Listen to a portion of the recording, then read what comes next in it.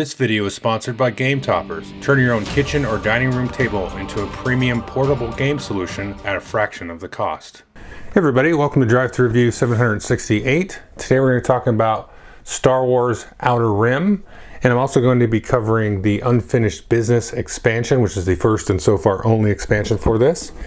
What this game is you are playing smugglers, bounty hunters, kind of the criminal element of the Star Wars universe. You're going to be doing pick up and deliver missions, delivering illegal goods, going on bounty hunting missions, buying, upgrading your ship, getting new crew for your ship, getting better ships, going through little narrative elements and so on. And so that's what the game is, and it plays 1 to 4 players. And so I'll jump down to the table, give you a good idea how the game works, and I'll come back up here and tell you what I think about Outer Rim plus the Unfinished Business expansion. Okay, so you can see most of the components that make up the game. It does have this very strange board here that goes in this kind of arc, which is pretty interesting, but it makes a lot of sense because what happens is you kind of have the outer rim, really the far edge of the galaxy is up here, kind of the summit, the peak of this sort of arch. And then on the different corners here, now this is with the expansion here, you have the spinward core on this side, and then you have the trailing core here, and you can actually travel between those two core worlds just by doing like a quick sort of mini jump. So effectively, even though this planet here, Takodana, if I zoom all the way over here, is sort of physically very far on the board from like this planet over here, Ord Mantell, in game terms, they're not actually that far because they're closer to the core than some of these other planets. So it's actually a pretty cool little thing that they did with the map. And it gives you some space here. We'll look at this, where you have some of the different decks of cards that are available to the player. So you can see some of these decks here. Let's take a look at this. These are like event decks. You've got the different planets here that you can interact with during the event phase over here. So you can lay those all out here. And then you have some of the different market decks that go in the middle there. So there's a lot of decks of cards, but because of the board shape, it gives you a nice spot to put all of them. Now each player is represented by this little standee here, and this is kind of like your pilot or your main character here. So you're going to be flying your ship around, but you're indicated on the board with this little standee that shows your character, because you can have some on-planet interactions too. It's not all ship-to-ship types of interactions. Now let's take a look at the different player boards here, and what you're seeing here is sort of a setup after a solo game with 3 players, myself and then 2 solo bots. I have played it with other players. I'll talk about more of that in the review, but you can see one of the other things that this game is sort of uniquely shaped in is the player board, because here you have the current ship that I had with some of the different upgrades and crew and stuff. Here's kind of my main player dashboard, and over here you have these ambition sheets here, and you can get multiples of these, and you can shuffle them up or pick one or however you want to do it. So the object of the game is to complete all of these kind of little mini quests, and this is from the expansion. The base game doesn't have that, as well as get a target number here of your fame. So you have these little pegs here. You start at 0 fame. As you gain fame, you move your way up, and depending on kind of the length of the game, the standard length is to play to 10 fame, and then if you add the expansion and you use the ambitions there, then you have to get 10 fame and complete all of those. And you actually cannot complete, I should say, the final one until you've completed the others. You can complete the others in any order, and then once you complete the others and you have 10 fame, then you can go and do your kind of final objective, which is kind of a narratively driven type of thing. If we just pop back out a little bit here, you can see you've got your character card, and there's just tons of these different characters, especially when you add the expansion. You start here with a personal goal. Once you've completed it, it's different for each character. You'll flip that over, you gain some fame, kind of unlock or level up your character. You've got this sort of sliding dashboard here, which has your sort of reputation with the different 4 factions in the game. So you can have positive reputation, sort of neutral reputation or negative reputation there, and that will affect how certain things in the game will interact with you. You've got little slots here for jobs or bounties, gear that you can put on your person. Over here, you've got here your ship, and so you start with your choice of this kind of starter ship here, the G1A Starfighter or the G9 Rigger. You can see this one's a little faster, 6 speed, 2 attack, 3 armor. This one's 5 speed, 3 attack, and 4 armor, so it's a little tougher. And then as you move along, you can upgrade and purchase ships. So here I had the Shadowcaster. When you purchase a ship, let's look at this. So let's say I had purchased this one, this VCX 100 light freighter. This will come with a ship goal, and then these will reward you fame when you complete whatever that goal is, and then you can upgrade that ship, and it kind of gets kind of a named idea there. And then if you want, you can get a new ship later. And ships will have different special abilities. They'll have different sort of slots, so maybe more spaces for crew and cargo and stuff like that. There is here a cost to the ship, and whenever you buy stuff, especially ships, you can trade in the stuff that you have to kind of help pay for the cost, or you can use, obviously these are the tokens for the credits here. So here I've got 25,000 credits currently at the end of this game. So that's kind of what's going on your player board there. And I'll just show you. So it does take up a lot of table room, because here I have the two different bots there that I'm running. And you can see there's the sort of the pink deck there and the sort of more purpley blue deck. You can run against two bots. One of them has to be a bounty hunter, and the rules kind of tell you which characters do that. And they have kind of their own AI deck. And then you have kind of the smuggler deck. And the bounty hunter deck doesn't come with the base game. You need the expansion for that. And then the smuggler deck here, and that tells you which characters to use for that. So you're playing against, if you choose to play against both, you can have sort of a more not as annoying AI that won't really mess with you too much. And you can have another one which might mess with you directly a little bit, and stuff like that. But they will behave, not always, depends on the smuggler that you pick, but they will behave very differently, which is kind of interesting. And it kind of mirrors how the players might play too. So like I said, you want to get all your ambitions done, you want to get your 10 fame, or you can play like a short game up to 8 fame, medium game to 10, or you can play all the way up to 12 fame as well, if you want to play like a really long epic game. I think the 10 fame is perfect with the ambitions. That's the way I would prefer to play. Now, how does a turn work? It's pretty simple. So in this last game, I was playing Bosk here. So at the start of your turn, you have kind of the planning step. So you can do a couple things. You can move. So you can move up to your ship's movement speed. If you don't move, then you can't move for the turn usually. If you decide not to move, the other thing you can do is you can take 2,000 credits here out of the supply, just kind of earn a little bit of spending money. And the other thing you can do, the third option, is to recover. In that case, you will recover any damage. These are the damage tokens here. Any damage on your person and on your ship, all of it will be wiped away. If you take damage greater than or equal to, in the case of your person, this armor value, or in the case of a ship, this armor value, if you take damage there, you will lay your figure down, likely because maybe you lost a combat to somebody, or maybe another player even might have attacked you. If you start your turn like this, you cannot move or take money. You have to recover damage and then stand your character up. So the planning step is very simple: move, get money, or recover damage. And then after that, you can then choose to do a market action, and you can only do that if you are on a planet. You can see some of these different sort of zones here. So right now, this character's on Cantonica. There's also these little nav points, little nav zones that you can end on if you move. But if you're on a planet, you can do a market action. The way the market action works is, you can see there's some different market cards, which I showed at the beginning. And there's different types of decks. Some of these are more gear oriented, some will give you jobs. Here's the deck for ships and so on. If you want, and this is a little different with the expansion, you can discard a card from a deck. You just discard it, put it on the bottom, and then take a look at the new card. Now in the expansion, you can do that twice with a deck. In the base game, you can only do it once. So you can kind of cycle the deck of and look for good stuff that you might want to buy or jobs you want to take. And then at that point, you can then purchase a job or purchase a piece of equipment for your ship or so on. Now jobs are usually 0, right? Some jobs will cost money, but so this is the cost. So if you buy a job, it'll cost you 0, then this will tell you to go, deliver some cargo, or go to this thing and do this action, or maybe interact with the story deck, which I'll show you. But like, for example, if I wanted to buy this cargo, this will cost me 1,000 up front, but maybe I deliver that to Ryloth here, and I can deliver that for 5,000 and then get some Imperial reputation.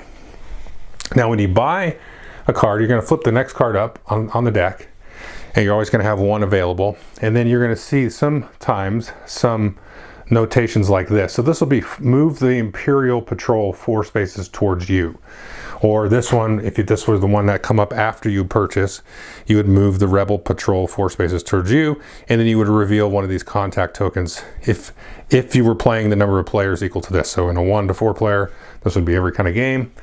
Then you would need to reveal a contact token of a space that you're on. So currently I'm on this planet here, and you can see there's 3 contact tokens. You can see these have spots here for the green and the yellow, and so you'll shuffle all these up at the beginning of the game. The expansion adds these orange ones here, and these go on the planet. So if I chose, I could reveal one of these here. And that might be a target I'm looking for, might be a target somebody else is looking for, that kind of thing. So we'll talk a little bit more about those contacts in a minute. So after you've purchased a card, or maybe chosen not to purchase a card, then you're gonna have your encounter step. And the encounter step is going to be based on where you end up. So if I ended up here, or maybe I didn't even move, then I can have an encounter in a few different ways. First off, I could draw a card from the encounter deck. So you can see this is for both of these planets. I'll flip this over. And if I'm on Cantonica, I would do this part. If I was on Ord Mantell, I'll do this part. And you might get some extra rewards, or sometimes these will be extra crew. This is a gear, stuff like that you might be able to equip on your ship. So you just deal with that, read what it says, just like a lot of the Fantasy Flight games. The other thing I could do is I could have an encounter with this contact that I just had here. So maybe I have a bounty for IG-88. In that case, I'll have a combat with him, and then I'll have a corresponding bounty card, on my player dashboard down there. Or if I didn't have a bounty for that person, then if you see there's a little number on here, right? So there's a 31 in that case. Now over here, we have this deck of story cards, and they're all numbered. And one of the first things you'll do when you start the game is it will tell you to draw one of those to match the character that you've chosen. And that'll usually give you a starting job or bounty to start on. Sometimes, especially with the expansion, there'll be multiples of different numbers. So there might be multiple number 1s, multiple number 90s, and so on. In that case, you shuffle them up and then you choose. So it won't be the same story necessarily every time that you play the game. And so then you'll interact with that. In the case of the contact, so in the case of IG-88, or maybe I interacted with this guy instead, Boshek, then usually that'll give you the ability, if you pass some tests and that kind of thing, to add that person as a member of your crew, possibly, or some other event. But usually you can add them as a member of your crew. If you draw somebody that's already in play, you just discard the contact token, and then you get to just redo your encounter step, because it's as if it was a dead token, because you're playing, you're not the contact token, you're the one that's in play. Now somebody could have a bounty for you, and they can go and target you, and then you'll have a combat with them. They don't capture you or anything, but if they defeat you, then they'll be able to get a special kind of reward for that target player. And that's also new with the expansion. The other thing that you can do is maybe somebody has the bounty for IG-88 and I got them on my crew. In that case, you would also have a combat with that player, and they would be able to sort of take that person out and remove them from your crew, but you can defend them, of course. Now there are also these little patrols. So if we just tack down here quickly, as patrols are defeated, new ones will come out and they will sort of level up. So here's kind of the level 2 Rebel Patrol. Now, no matter the faction, all of the patrols are the same. So you can see here is a combat strength 5, and this will give you 1 fame if you defeat it. Now, if you fight them, and you win, you're going to lose reputation with them, of course. If you move through a space with them like this, unless you have positive reputation, you have to stop in that space, and then you have to keep moving on your next turn. If you have negative reputation, you have to fight them. If you don't have a choice in terms of the encounter that you have to do. If they're there and you're there and you have negative reputation, you've got to engage with them. But as you can see, you can get fame and so on. Now the level 4s here, again, these are all the same, no matter on the faction. The level 4s will just beat you. There's no way to actually defeat the level 4s. So if you tick them off enough, you just want to try to avoid them. So that's pretty much it, but let's just talk about quickly how tests work in combat really quick. It's very simple. Now the game has these dice, which we've all seen from games like X-Wing and Imperial Assault and all that kind of stuff. These are 8-sided in this case. Now if you're doing a test, you're always going to roll 2 dice. So we roll there. So we're going to roll that. And so if you do, it'll say something like, test strength. And if you don't have strength attribute, then you need a critical, which you can see here with the little hole in the strike there. You need a critical to win, and there's only one of those on each of the dice, so it's very hard to do that. Now if you have strength, in this case Boss does, a critical will work fine, but also just a regular success will work fine as well. And if you have 2 strength attributes, because you could maybe have one on your character and one on a crew or some other ability, then even the little eyeballs will work. So that's it. Anytime it tells you to test something, you roll the 2 dice. If you don't have the ability, then you need a critical. If you do, just need a regular. If you've got it doubled up, then you can get basically any symbol. Blanks will always fail. You just need 1 symbol on each of those. Now, if you're doing combat, you're going to add up your strength. So if you have, let's say we're doing ground combat, if you've got 4 strength, you do that. If you're doing space combat, you add the number of dice with strength, and then your opponent, whether it's an NPC or another player, everybody rolls the dice. So let's say it's 5 to 4. That person rolled pretty terrible. 1 and 4 blanks. And then here we have 1 and a critical. Now, everybody will damage each other. And so in this case, this person would do 1 back to me. I would do 3 to them. Again, if it knocks me out, then I'll have to, recover at the start of my next turn. But whoever does the most damage is going to win. So in this case, 3 to 1, even though they rolled more dice and probably more powerful. I got lucky in this case. In that case, I would win the combat and maybe get the bounty or pass the test, the attack test or whatever that I was doing. It's pretty simple. Now you can have cards and things like that will interact, with these little focus icons there, those little special abilities and things like that, so you can maybe re-roll those and those kinds of things. A lot of the kind of mechanical magic in the game all comes from all the different cards and everything that you're interacting with. The core flow, as you can see, is dead simple. You just do your planning step, which is recover, move, get money, and then maybe a market action if you're on the planet, and then you do an encounter. No matter where you're at, you'll figure out which kind of encounter to do, and then you just keep going along until you do enough jobs and bounties and all these things to get your fame up. Do these special actions here, these little quests, upgrade your ships and so on, do the special quests for your ship and also for your person, keep track of the status of your reputation and so on, try to get more and more money, because that's going to help you just kind of drive your engine to make getting fame a whole lot easier. And then the first one to finish, the right amount of fame and the ambitions, if you're playing with those, will be the winner. There is a little bit of this trading and negotiation stuff, which we'll talk about in the review part. That's new with the expansion. That kind of, really kind of beefs that out and improves on it. But that's pretty much the game. So that is Star Wars Outer Rim with a little bit of unfinished business mixed in there. Let's jump to my pillars of review. First, we'll talk about player count. I played it solo, and I played it with 4 humans, including myself. And the solo game, I played against 1 bot, and I've also played against 2 bots. So kind of a 3-player but solo game. Now, if you had to pin me down, I would say I prefer it with other players because of the whole trading negotiation element, which I'll talk about in a minute. Because that doesn't really exist in the solo game. But as a solo game, it's really, really cool, especially with controlling 2 bots. Because a lot of times when you play a solo game, you're just playing against 1 bot, really. Dune Imperium notwithstanding. And I like that the 2 bots are very different, so you can play against a kind of just a nasty cuss, a bounty hunter type player, or kind of a more easygoing, happy-go-lucky smuggler type. And so that gives you kind of 2 different play styles to interact with and keep track of. And I would say that I like it better with 2 bots than with 1, but not by a lot. It's a lot to kind of manage. Not really. I mean, it's pretty easy going. You flip the solo card, you do what it says.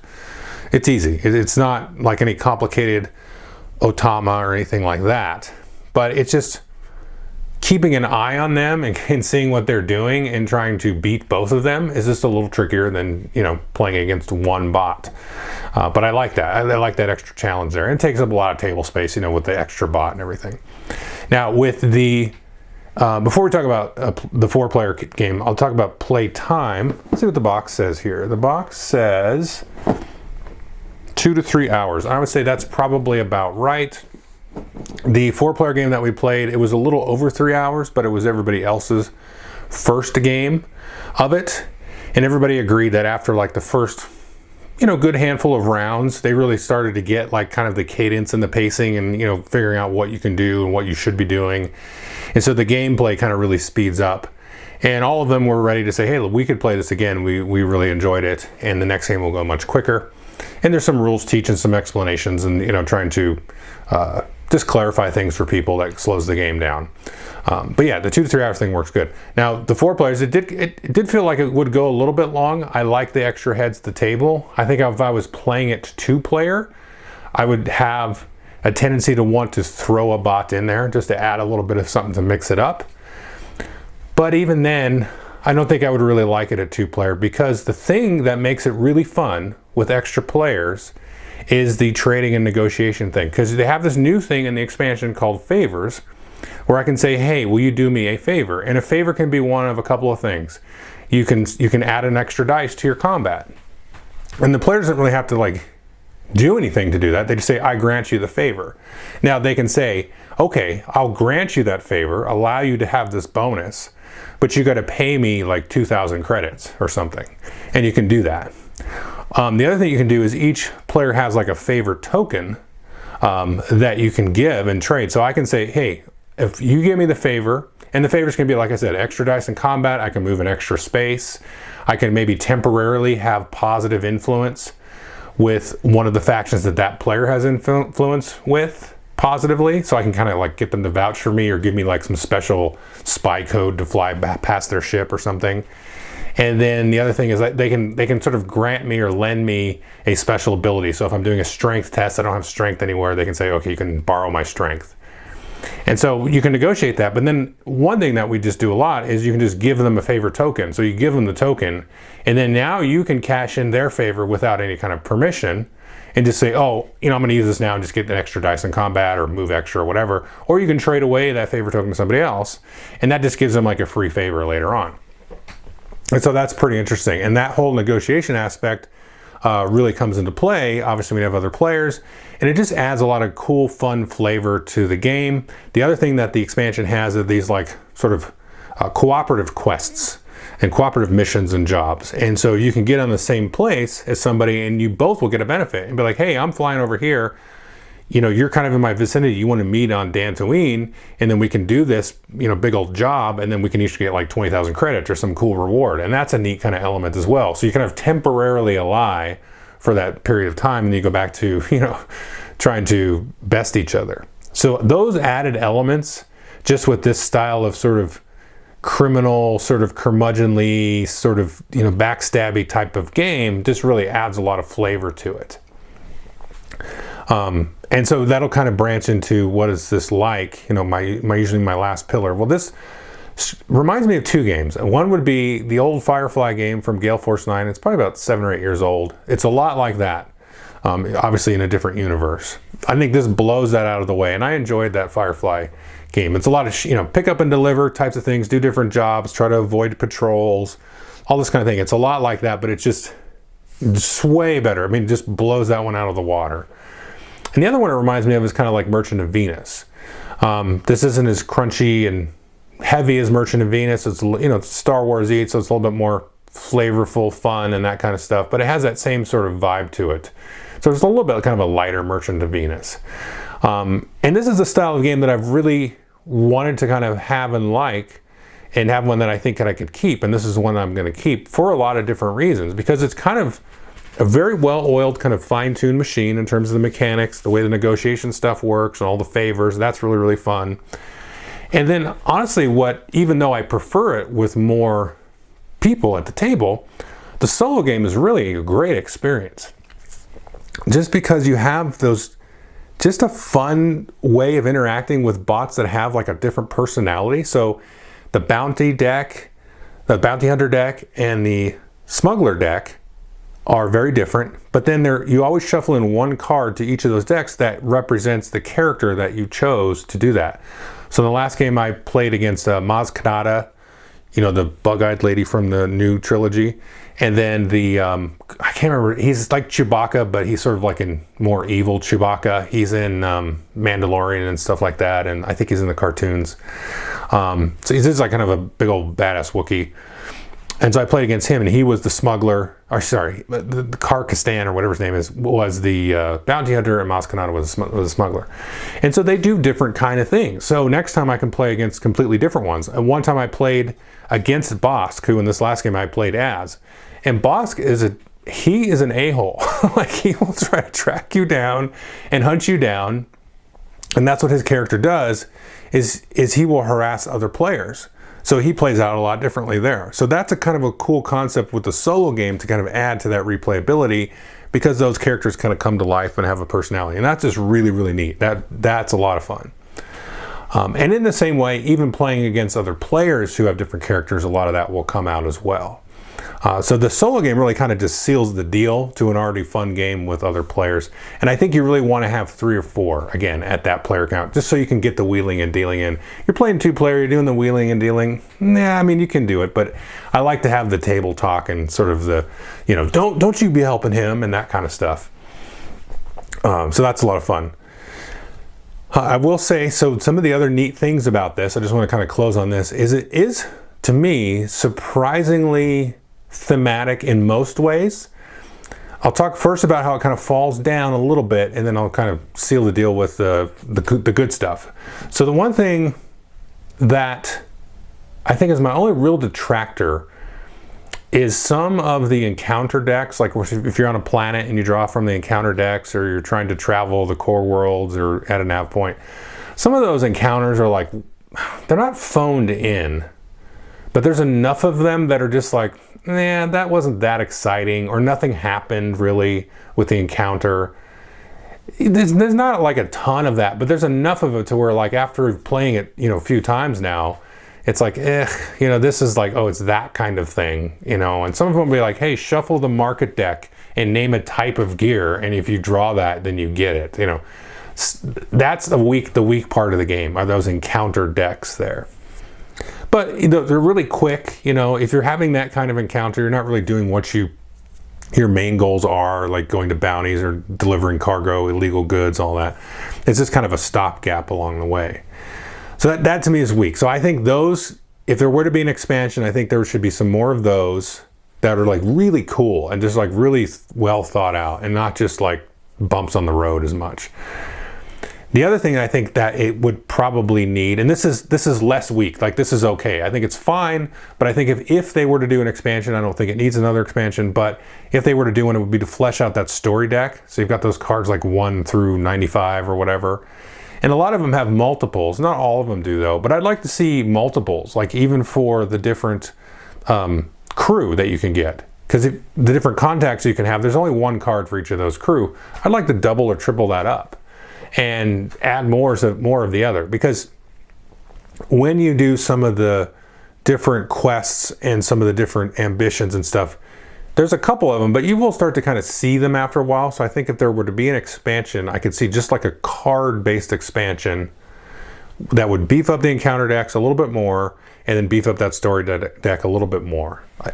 I don't think it's necessary, but it would be good if they did it. I don't think there's any downside to that, of kind of just watering those decks down, but not watering them down with junk, filling them up with some extra cool stuff just to keep the flavor there. So I would say that's kind of the weak part of it. Now the strong part of it is, there's 2 things. One is the ambitions that you add from the expansion. That really juices the flavor up, and I think that's a mandatory thing for me to play with at all times. The rest of the stuff, you just shuffle it all in there, extra cards, extra contacts, it all just kind of goes in there, and then you have the trading part that I mentioned. But the ambitions add a nice thing, because without the ambitions, you're just kind of like bouncing from job to job, and you're kind of at the whim of the game, and you're like, this job's way over here, this job's way over here, and this one's here. And there's still a little bit of that, and that's kind of part of the game.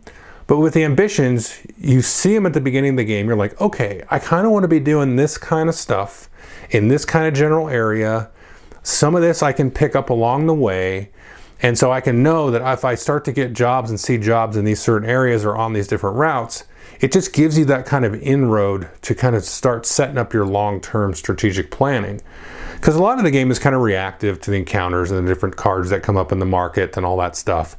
But by having those ambitions, it gives you that little bit of sort of a tent pole that you can sort of put your flag on and say, okay, I'm going to try to kind of worm my way up and down this different path.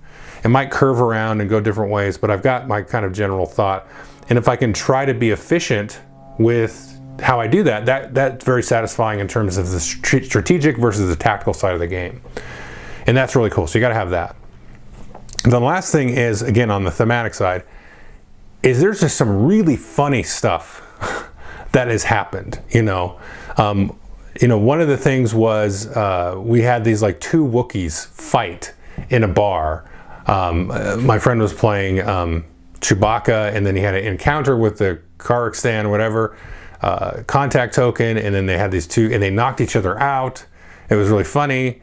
And then had another one where my friend was playing Bosk, and then he was chasing me down because I was, like I said, I played it with the 4 players. I had played it a couple times before, so I was doing a lot better than everybody else. And so we had a thing where he can sort of whinge off a fame, or sort of milk fame off of somebody that has more fame than him, and I was way ahead of him. So he was like harassing me for a long time. But that was after we had done a cooperative quest, and he was like, "Oh hey, yeah, I'm your friend," and he got me close to him, and yeah, we both got the benefit. And then he started pummeling me in the face, and he totally backstabbed me after we completed the job. And just there's a lot of just things like that that'll kind of emerge out of the gameplay that are just really fun and really neat, and that's kind of the last sort of thing that kind of carries it over. The hump for me, along with the solo play, is just those kind of little bubbling up interactions and stuff are really, really cool. And I think it would be neat if they could add in some more of that. Just kind of dump in some extra stuff, maybe throw in some more like Mandalorian characters. Because that's one thing, I mean, this is like smuggling, bounty hunting, and all that stuff. So Din Djarin, the main Mandalorian character, I mean, he's a bounty hunter. Like, why is he not in that expansion? You could throw in him in there and a couple of those other sort of just random Mandalorians that I don't even remember any of the names of, that kind of run their little crew, and some Mandalorian crew that you can get on your ship that will act as kind of mercenaries. That'd be kind of cool. So kind of beef up all the decks, and in some Mandalorian stuff. Man, I mean, this is to be a really cool game. And it's already a really cool game, but I think that would just kind of just put that cherry right on top of it. Anyway, so that's Outer Rim. Definitely recommend it. I probably don't recommend it without the expansion. Although I think if you played kind of the basic game without expansion stuff, shuffle it all in there, but without some of the extra rules and ambitions, just play like to 8 points. And that's a good kind of way to learn the game. So I would say that would be cool. You can just play a quick, 1.5 hour, 2 hour game.